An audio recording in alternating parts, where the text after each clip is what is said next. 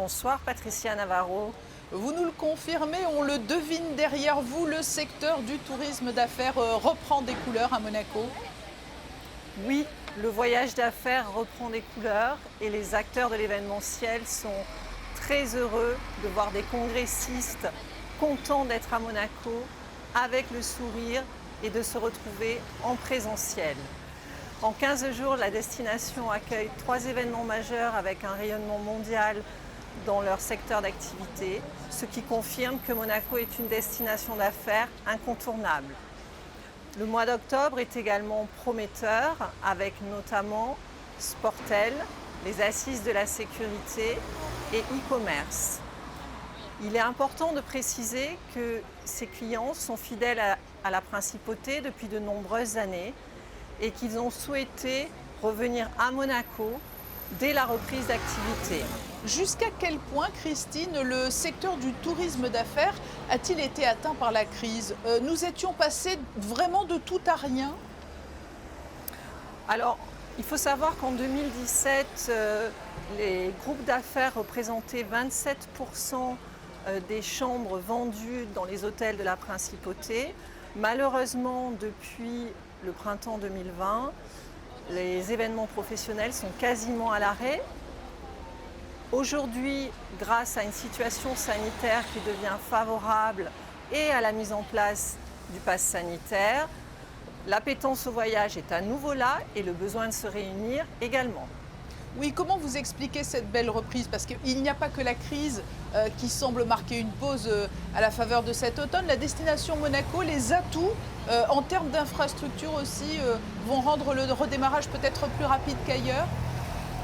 Oui, dès le début de la crise, le Convention Bureau et tous les partenaires de la destination, le Grimaldi Forum, les établissements hôteliers, les agences réceptives et tous les prestataires de la filière se sont mobilisés pour maintenir ce socle, pour sécuriser ce socle de clients fidèles qui est absolument nécessaire à la reprise de notre secteur. La fin des jauges annoncée par le gouvernement vendredi, c'est un atout indéniable pour une reprise pérenne. En effet, Patricia, l'assouplissement des mesures sanitaires annoncées vendredi est très encourageant car dans le contexte actuel, la concurrence est particulièrement accrue en période de reprise d'activité. L'évolution de la jauge capacitaire est une réelle avancée. Les organisateurs sont à présent rassurés. Ils se projettent sur des formats d'événements comme ils avaient l'habitude d'organiser en 2019.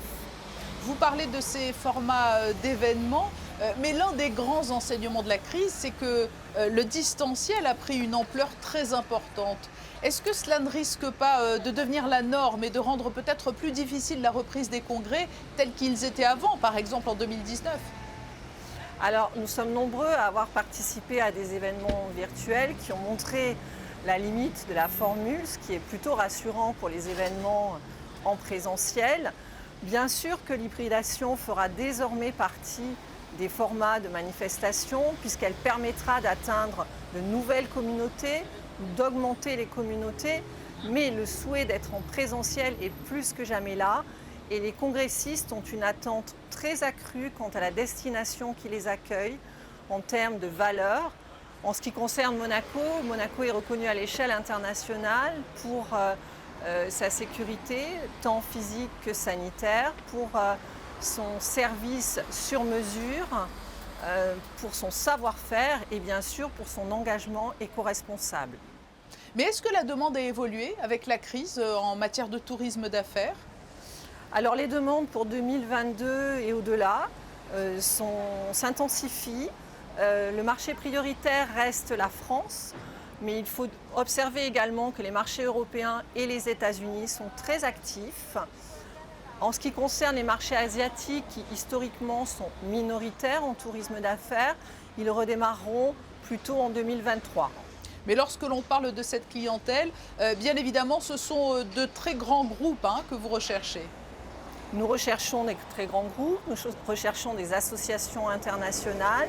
Nous continuons à prospecter les secteurs porteurs pour Monaco, l'innovation, l'IT, le médical, toutes les valeurs structurantes de notre destination. Christine Barabino, responsable du Convention Bureau de la direction du tourisme et des congrès. Merci pour cet éclairage sur la reprise dans le domaine du tourisme d'affaires. Merci Patricia Navarro.